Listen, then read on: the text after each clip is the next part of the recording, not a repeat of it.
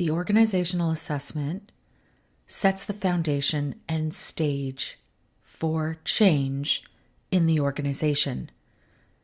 Importantly, this assessment drives how you're going to involve and include stakeholders in the early phases of the change in order to identify organizational sources of resistance. This also makes a huge difference in helping your change gain momentum. I'm Natalia Loback, and this is the Change Course podcast. I've spent my career leading complex change and transformation in organizations. And over my career, I've discovered what makes complex transformational change stick. Connected change is all about leading successful change within the context of the organization. And here at the Change Course podcast, we're all about making change sustainable. So listen in, drop us a like, a comment, and let us know how we can help you connect and change.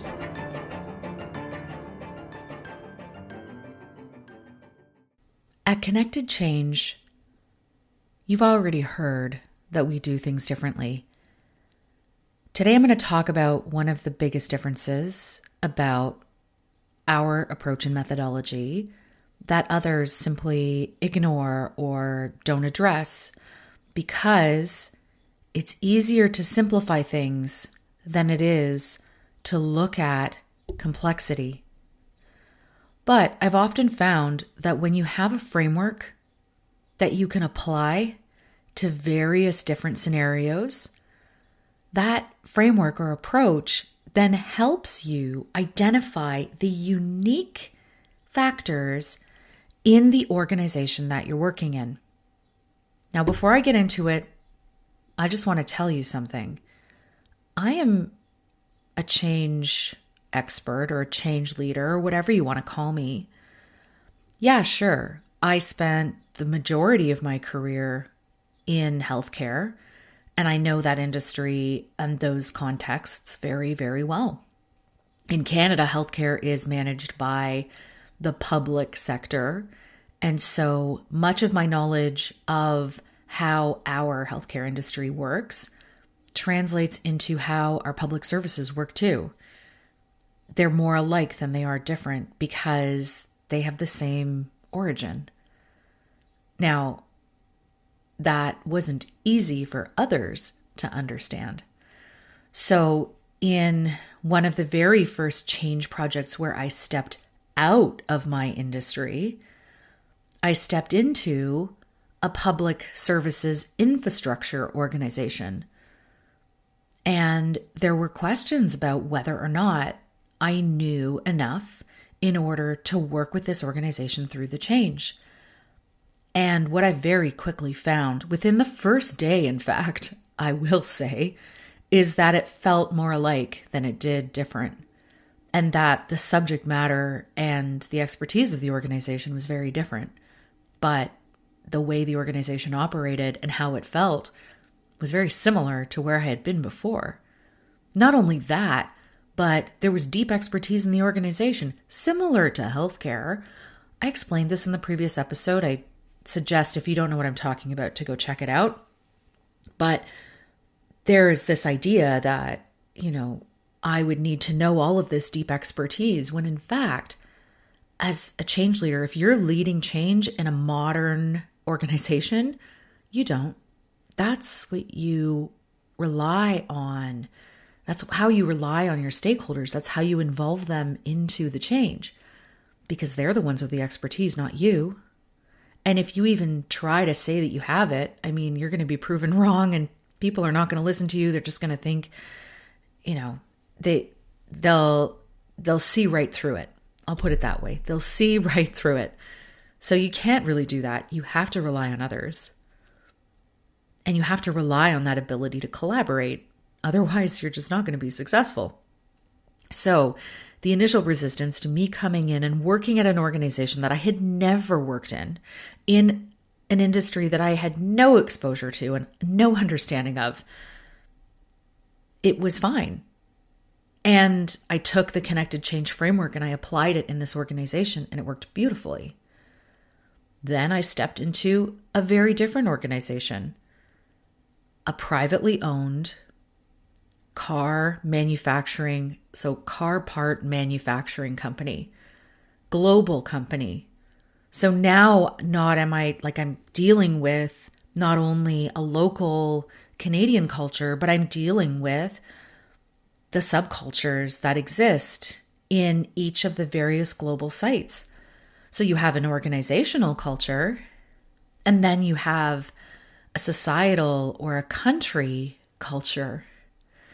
I mean, let me tell you, the Brazilian team was very different from the Canadian team, was very different from our South Asian team. But in essence, there was that connecting factor of the fabric and the culture of the organization. And you saw both of these things at the same time. Other methodologies don't cover this. They talk about country culture, but they don't talk about organizational culture and how you can actually see both show up at the same time. And it creates these really interesting scenarios.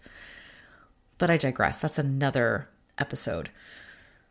Then after I stepped out of car manufacturing, I stepped into pharmaceuticals, just drug discovery. I've worked at a scientific organization focused on climate change. I've worked in a mine, like a gold mine. I'm not even kidding. So each of these organizations was very, very different. The people are different. The culture is different. What they do is different. Everything is different. But when I took the framework and I applied it, it worked. So let's get into a little bit more then about why this framework is so powerful and thinking about complexity as something that can be worked with in an organization. I'm sure you hear all the time, working with leaders or as you're coming into an organization, our organization is just so different. It's complex. The change is going to be really complex here. And yeah, I get it. Like I hear it too. And I say, oh yes, of course it is. You are unique. Every organization is. Even other organizations in your industry might look and feel very different, even though you may be doing very similar things or have the same mandate and the similar type of goal. Yeah, you are going to feel different or look different or operate differently. So then how do we use this complexity to our advantage in implementing change? Well, one of the things is that we don't want to look at the change. Like I have said in previous episodes, the change is not a journey. So it's not a, 5-step journey for the stakeholders in your organization to walk through. Again, very paternalistic way of looking at how people work through and move through change. It doesn't work that way. You end up with a lot of organizational resistance. But I digress. Go back to the previous episode if you want to hear about how paternalistic models of top-down change don't work. But what you really need to be looking at is that first organizational assessment, understanding the organization. Yes, you probably want to find out a bit about who the organization is and what they do. You want to know a bit about the strategy for yourself in order to really understand how you're going to see those things reflected in the 5 elements that we look at in Connected Change. And the other thing is that you also are going to involve stakeholders in helping you identify the organizational points of resistance and friction based on your organizational assessment. So the very first thing that you're doing when you're going into the organization is you are figuring out, how do things work around here? How do things get done? Who has power? Who has influence? Of course, power and influence are one of the key 5 elements of connected change, and they really help you understand how an organization works and functions. Organizational politics show up everywhere, and an understanding of how the organization operates and how things get done and how people gain or lose power or influence is really about politics. Who's friends with who? And how does this all go down? You want to be finding out about that and figuring out how politics influence the organization's operations internally. I'm not talking about external big P politics. I'm talking about office politics. Office politics. Yes. The thing that we try to avoid but can't. It's there. It's everywhere. And it's in every single organization. There is no organization out there that is free of office politics. Guaranteed. Anyway, the other one that you want to look at right away is culture. How can you define the culture of the organization? How do things work? How do people interact with one another? How do they solve problems? How do they work together? What does it feel like? Understanding and describing the culture is going to be a really important step of the organizational assessment. Then you want to dig into the organizational history. So the history of the organization, the history of the key people in the organization. How long have they been there? Where did they come from? Why are they so highly regarded? What is the history of the organization? What is the history of change in the organization? And then last, what are the stories that we tell about these things? How I like to do the organizational assessment is to ask people to tell me stories about these various elements. Story is an element that helps you gather information, and it also helps you transmit information. We talk about communications throughout Connected Change and at various points in change implementation. When we talk about communications, we are really talking about 2 things. One thing is tactical. For example, when is the training? What room is it in? Who's leading it? How do I sign up? And when do I need to do this by? So tactics, right? When's the go live date? Who's the change sponsor? Things like that. Tactics. The other piece is story. What kind of stories are we telling about success? What kind of stories are we telling about the change? How does the change align with the history and the ongoing narrative of the organization? That is story. In the organizational assessment phase, I'm asking people to tell me stories, because not only what they say, but how they say it is going to give you real insight into how the organization operates. Once you've got a really good organizational assessment, now you need to be involving stakeholders in the design phase of your change. So identifying at the outset where you think some of those friction points might be will help your stakeholders and your key advisors weigh in and identify and validate those with you. I have a great example of this. Some years ago, I was working with a customer service team. They were internal to an organization and providing customer service to their various clients. And the organization was growing. They weren't being able to keep up and track and follow up on their interactions.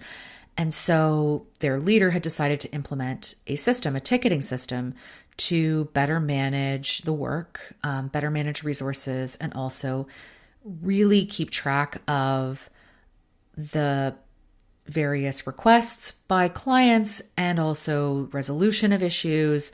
And then, how are they doing? So increasing ability to monitor and also measure the volume of requests that were coming in, not monitor and measure the team so much, but more about trying to understand the needs of the organization better so that they could adapt. This was the intent and the focus of the leader. But what had happened was that there was this history of failed implementation of similar systems underneath previous leadership. And so this team, because they had survived several changes of leadership, and the whole team was still pretty much intact, they had this history of change failure. They had this history of feeling like they were under surveillance and huge resistance to the implementation of this new system, even though it would have helped them build better client relationships. It would have helped them better manage the workload, all of those benefits. And they knew all of those benefits, but their previous failure of change made them feel like they didn't have the confidence. They didn't have the ability to actually be successful. This was one of the harder ones that I've done, I'll be honest, but it was a short-term one. And we were really able to see the results of this different approach, this different way of implementation, and how much of a difference it made with the team. So when I came on, the system was partially implemented, wasn't really being used. And part of what I had to do was do a very quick assessment of the organization and the circumstances around this change. And so what I did was I took the knowledge that I had of the organization itself, because I already had been there, I'd been doing other projects. So I had the context of the organization. But what I needed to understand was the history of this team and the specific context that they were working in. So that was the very first thing we did. The first thing I did was I pulled the entire team into a workshop and talked about what happened previously. Tell me everything. I would like to know. And no judgment about failure or not. This is really important data that's going to help us be successful this time. We've come to the end of the road. We have to make a change, but we're going to figure out how this is going to happen together. So, as we got through that very first storytelling around what happened, help me understand why it didn't work last time. And we moved through that storytelling and finished the session, closed the door, and I walked away and thought, okay, now we are actually ready to start building. Now we're actually ready to start co-creating what this change is actually going to look like. And the team had never, ever been approached this way and had never done this before. So the first session was really helpful in building trust and understanding, really, how did things go wrong? What were the root causes? How could it have been improved? Without judgment. And then coming back and saying, okay, we're now going to figure this out together. What are some ideas that you have on how we could structure this, on how we could operate this, on how we could change it to make it work in this context and help you be successful? The team took total ownership over the implementation of the system.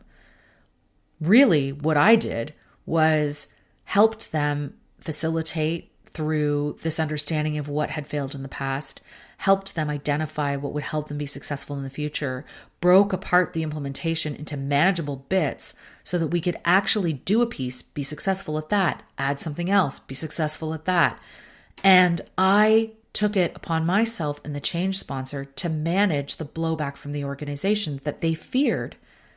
And honestly, when we approached the rest of the organization and worked through how they were going to be impacted by that change and what it would look like for them, in fact, the resistance was quite low. It was very small. And we were able, through, importantly, behavioral modification, putting in reinforcements into the new process, helping with change triggers, we were able to get the organization to adopt this slightly changed process, which worked very well, better than it had before.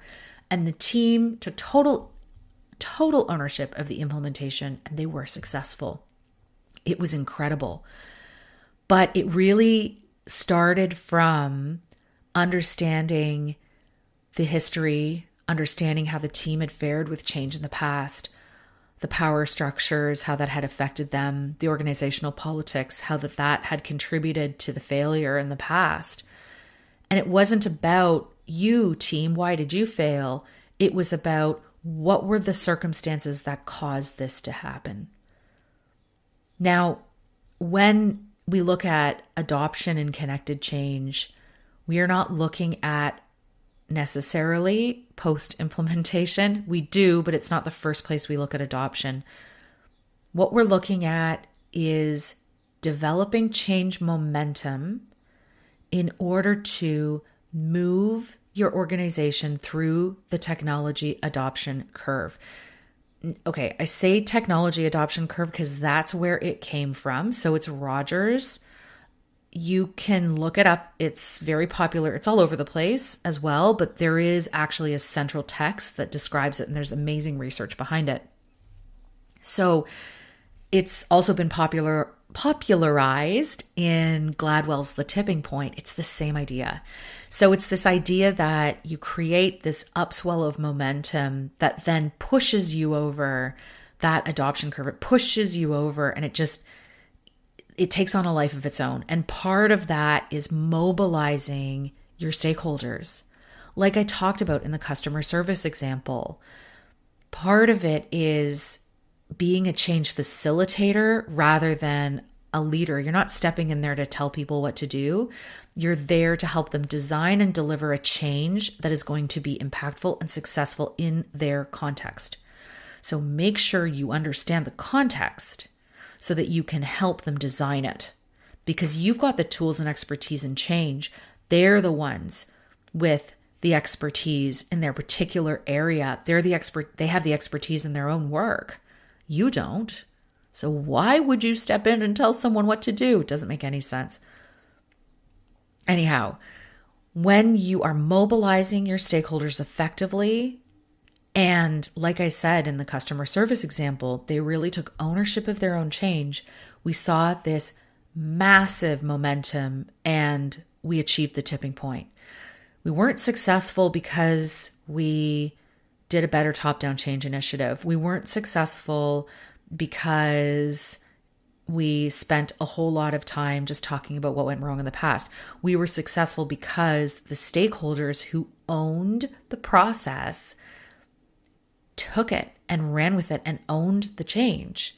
And that's where we created that unstoppable momentum and annihilated resistance.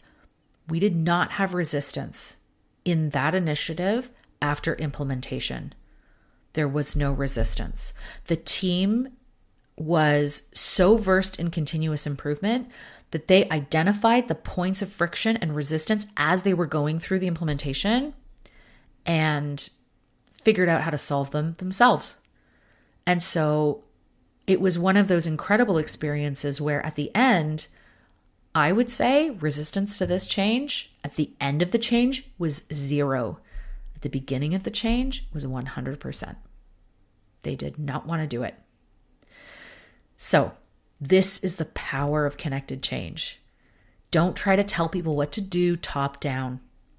Involve your stakeholders. Make sure you've got a really good organizational assessment. Understand how things work in that context and design your change to be successful in the context and with the experts that you are working with. Thank you for listening. If you liked what you heard, I invite you to like, share, rate, and subscribe because it helps others find us. Change Course is brought to you by Charthouse Advisory Services and ConnectedChange.com. Our music is Levity by Emily Clausen. Show notes have moved. We're now at ConnectedChange.com. So visit us there under the Change Course podcast page, and you'll find a list of all the resources that I've mentioned here today. While you're visiting us, sign up for the Change Navigator newsletter. You'll keep on top of all things change, and every month we are sharing exclusive content and resources only with our subscribers. So don't miss out. Sign up at ConnectedChange.com. Thank you for listening, and remember, it's never too late to change course.